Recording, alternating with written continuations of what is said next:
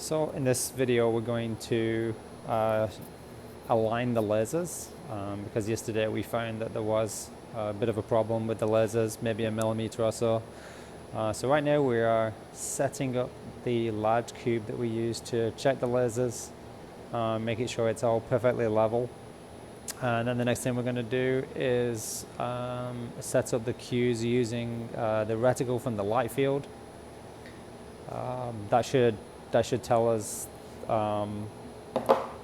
whether the cube is set up correctly. And then following that, we'll verify it with some images, because that's how in the morning when the therapists find problems with lasers, it's usually because they've done some imaging of a cube, the morning cube. So we'll take some images, verify that that looks good, maybe make some minor corrections because the light field is not a gold standard. And then we will see where we are with the lasers on the cube, and we'll be able to adjust the lasers using the remote control and make sure they're all in alignment with the lines on the cube. So right now everything's looking pretty good for light field on top of the cube, and then we just got to make sure that the vertical position of the cube is correct by looking at the light field on the side of the cube when the gantry is at 270 or 90.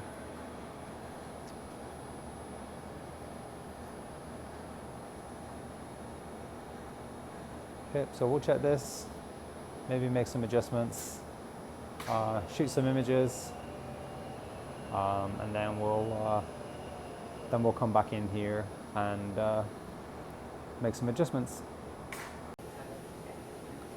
Okay, so we've done some imaging, we did a cone beam CT, we applied some small corrections based on that, and we can see that the lasers are off. So the next thing we're going to do is make those changes.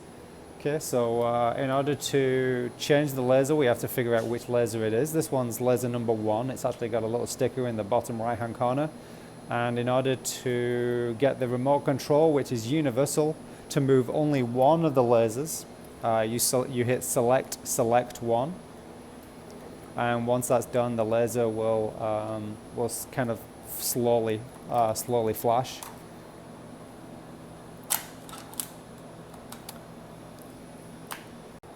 Okay, so it's flashing now. You might just be able to make out that every once in a while it flashes, and Dillon's just moved the vertical laser.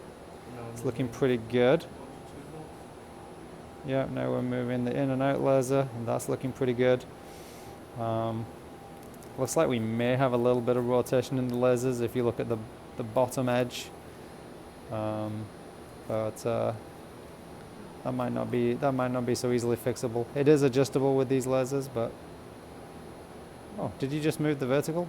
Twist? I just moved the rotation. Yeah, the vertical laser actually looks pretty good now. But now okay, that's looking pretty good.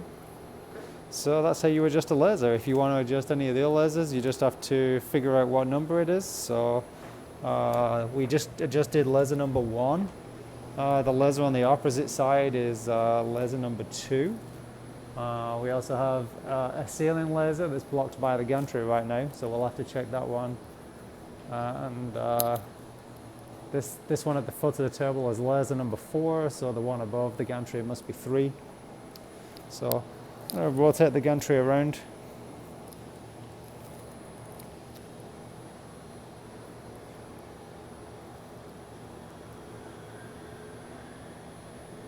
So we'll be able to make sure the laser above the gantry is coincident with the laser coming down from the foot of the table. How's that look? That's pretty good. All right. Are they in agreement with each other? I don't see 2 lasers. That looks good.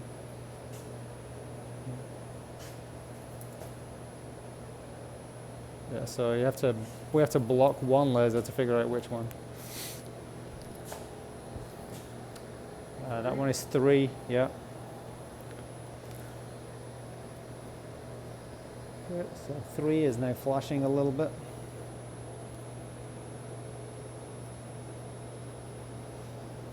I do see a little bit there where we've got, yeah.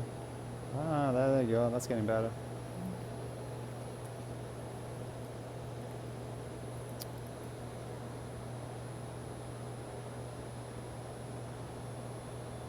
Okay, so I think job done.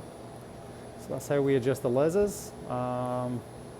If ever you feel that the lasers need to be adjusted, make sure you get somebody else to check it. The last thing we want to do is move the lasers in the wrong direction. So you should always have at least 2 physicists or resident and a physicist check to make sure lasers are good before you make any adjustments.